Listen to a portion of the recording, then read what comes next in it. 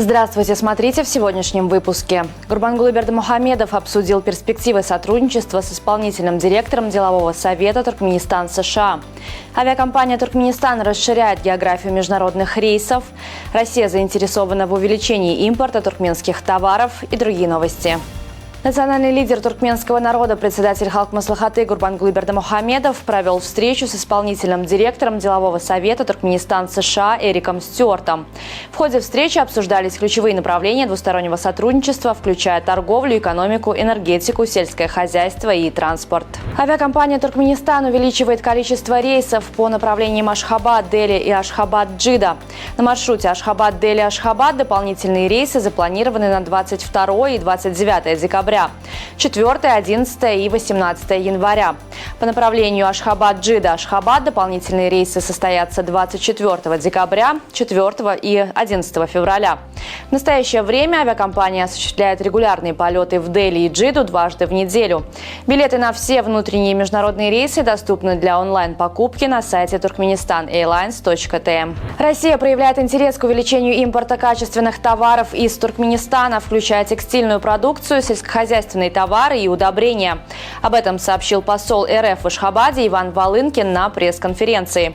Дипломат отметил, что рост экспорта этих товаров в России будет способствовать укреплению двусторонних отношений. С 23 по 28 декабря в спортивном комплексе по зимним видам спорта пройдет масштабный концертный цикл, который объединит звезд туркменской и зарубежной эстрады. Жителей и гостей Ашхабада ожидает незабываемая музыкальная неделя с выступлениями известных артистов из разных стран. Каждый день будет представлен уникальной музыкальной программой с участием как признанных туркменских исполнителей, так и международных звезд. Все концерты пройдут в спортивном комплексе по зимним видам спорта с 18:00. Билеты можно приобрести в кассах комплекса. Церемония открытия недели дружбы детей Туркменистана и Исламской Республики Иран состоялась в Туркменском государственном театре кукол. Мероприятие посетил посол Ирана Али Моджтаба Рузбихани. Дипломат подчеркнул важность укрепления культурных связей между двумя странами, объединенными общими ценностями и традициями. Резолюции и документы, принятые по инициативе Туркменистана в рамках ООН за последний квартал 2024 года, опубликованы и распространены на 6 языках ООН в качестве официальных документов 79-й сессии Генеральной Ассамблеи. Финляндия первой в мире создала национальный звуковой ландшафт. Музыкальная композиция представляет собой уникальное аудиальное путешествие, в котором естественные природные звуки сливаются с инструментальной музыкой. Саундтрек включает в себя звуки финской природы, шелест травы, дыхание леса и таинственные природные шумы.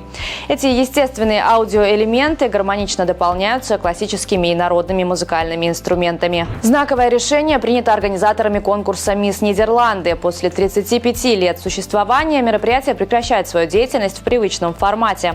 Причина кардинальных изменений кроется в переосмыслении устаревших подходов к оценке женщин исключительно по внешним параметрам. На смену традиционному конкурсу красоты придет современная онлайн-платформа, ориентированная на поддержку и всестороннее развитие молодых женщин. Новый проект сосредоточится на актуальных темах самореализации, психологического благополучия и социальной активности. Бразильский нападающий мадридского Реала Винисиус был удостоен звания лучшего игрока 2024 года по версии Международной федерации футбола. В октябре Винисиус занял второе место в голосовании на премию «Золотой мяч», которую вручает France Football. Тогда обладателем приза стал испанский полузащитник английского Манчестер Сити Родри. В сезоне 23-24 Винисиус стал чемпионом Испании в составе Реала. Также испанский клуб выиграл Лигу чемпионов и Суперкубок УЕФА. На Кубке Америки, который прошел летом, сборная Бразилии с Винисиусом в составе не смогла выйти в полуфинал, уступив на стадии четвертьфинала команде Уругвая. На сегодня это все. Желаю вам хорошего завершения дня. Увидимся завтра. И не забывайте, что Туркменпортал – ваш самый надежный источник новостей.